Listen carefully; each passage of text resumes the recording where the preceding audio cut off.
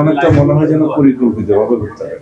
ঘটনা ঘটবার পরে যেন তদন্ত না করতে হয়। যা কিছু সহায়তা প্রয়োজন সারা জীবনের জন্য সেটা আমরা দায়িত্ব নেব ইনশাআল্লাহ। এখানে একবার কমিশনার নির্বাচন করেছেন, সামনেও করার কথা, অত্যন্ত জনপ্রিয়।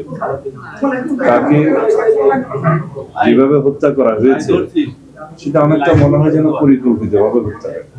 যেটা সিসিটিভির ফুটেজে দেখা গেছে, দুইজনকে শনাক্ত করা হয়েছে, তাদেরকে গ্রেফতারের চেষ্টা করা হচ্ছে, মামলা দায়ের হয়েছে।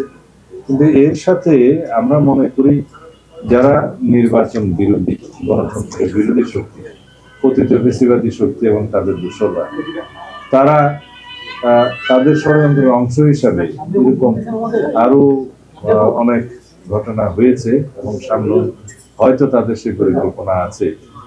যারা গণতন্ত্র চায় না, নির্বাচন চায় না এবং নির্বাচনকে যারা অনিশ্চিত করতে পারলে লাভবান হবে, সেই জাতীয় কোনো অর্থশক্তি এর পিছনে আছে কিনা সেটা খতিয়ে দেখতে হবে।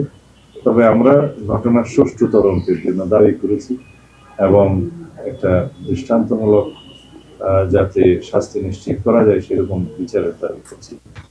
এখন স্বরাষ্ট্র মন্ত্রণালয়ের কাছে আমরা অনুরোধ করেছি, দাবি জানিয়েছি যাতে এটা খুব যথাশীঘ্র এর একটি তদন্ত করে আইনানুগ ব্যবস্থা গ্রহণ করা যায় এবং যারা হত্যাকারী তাদেরকে চিহ্নিত করে আইনের আওতায় আনা যায়। আমার মনে হয় এই জাতীয় কিছু ঘটনাগুলির মধ্য দিয়ে পতিত স্বৈরাচারী ফ্যাসিবাদী শক্তি এবং অগণতান্ত্রিক শক্তি হয়তো নির্বাচনকে কণ্ঠকাঠিন্য করতে চায়, যেটা সফল হবে না। দেশের মানুষ গণতন্ত্রের জন্য লড়াই করেছে, সংগ্রাম করেছে, অবিরত 16-17 বছর ভোটাধিকারের জন্য জীবন দিয়েছে। ছাত্র গণ অভ্যুত্থানের মধ্য দিয়ে আমরা গণতান্ত্রিক আবহাওয়ায় ফেরত এসেছি। এখন আমরা ভোটাধিকার প্রয়োগের মধ্য দিয়ে একটি প্রকৃত শক্তিশালী গণতান্ত্রিক রাষ্ট্র বিনির্মাণের প্রক্রিয়ায় আছি। এটাকে যাতে কেউ বাধাগ্রস্ত না করতে পারে সেদিকে আমাদের সকলের সজাগ থাকতে হবে। আর এই হত্যাকাণ্ডের যথাযথ তদন্ত এবং বিচারের জন্য আমরা আবারও জোর দাবি জানাচ্ছি সংশ্লিষ্ট কর্তৃপক্ষের কাছে এবং বিশেষ করে স্বরাষ্ট্র মন্ত্রণালয়কে অনুরোধ করব যাতে ভবিষ্যতে এরকম কোনো দুর্ঘটনা না হতে পারে, হত্যাকাণ্ড না হতে পারে, সেই জন্য আগে থেকে প্রিকশনারি মেজার্স যেন নিয়ে রাখে। ঘটনা ঘটবার পরে যেন তদন্ত না করতে হয়, আগে থেকে যেন সতর্কতা অবলম্বন করে, সেটাও একটা আইন শৃঙ্খলা রক্ষাকারী বাহিনীর দায়িত্ব। ধন্যবাদ। আমি আমাদের মাননীয় চেয়ারম্যানের পক্ষ থেকে, জনাব তারেক রহমানের পক্ষ থেকে আমি আজকে ওনার নির্দেশে এসেছি।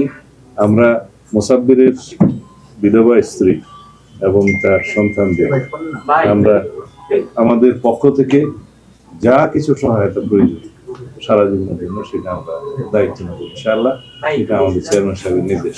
তাদের একটা প্রশ্ন ছিল, হিউম্যান রাইটস সাপোর্ট সোসাইটির তথ্য বলছে গত এক বছরে 133টি রাজনৈতিক হত্যা হয়েছে।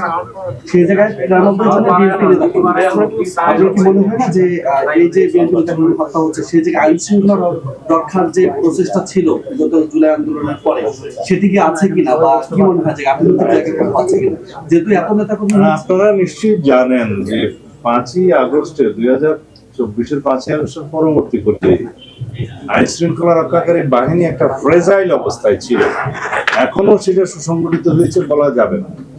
তো সেরকম একটা অবস্থার মধ্য দিয়ে পুরোপুরি আইন শৃঙ্খলা নিয়ন্ত্রণ করতে পারাটাও একটা চ্যালেঞ্জ এবং সেই আইন শৃঙ্খলা নিয়ন্ত্রণের জন্য সব পর্যায়ে উপজেলা, পৌরসভা এবং মেট্রো সব জায়গাতেই সেনাবাহিনী সহায়তা করছে। এমন একটা পরিস্থিতিতে আমরা আছি। কারণ আইন শৃঙ্খলা পরিস্থিতি যাতে আরো উন্নত হয় এবং নির্বাচনের জন্য কোনো থ্রেটেন কোনো কিছু না করতে পারে সেই জন্য সবাই চেষ্টা করছে। তারপরেও আমার মনে হয় যে আমাদের আরো অনেক কিছু করার বাকি আছে আইন শৃঙ্খলার বিষয়ে। এমন প্রেক্ষাপটে আগামী নির্বাচনে কোনো সংখ্যা তৈরি হবে কিনা? আমি আগেই বলেছি এই জাতীয় কিছু ঘটনা করে, হত্যাকাণ্ড করে যারা মনে করে যে নির্বাচনকে কণ্ঠকাঠিন্য করবে সেটা সফল হবে না। তবে তাদের চেষ্টা তারা চালিয়েই যাবে। আমি মনে করি যে তাদের ষড়যন্ত্র অব্যাহত আছে।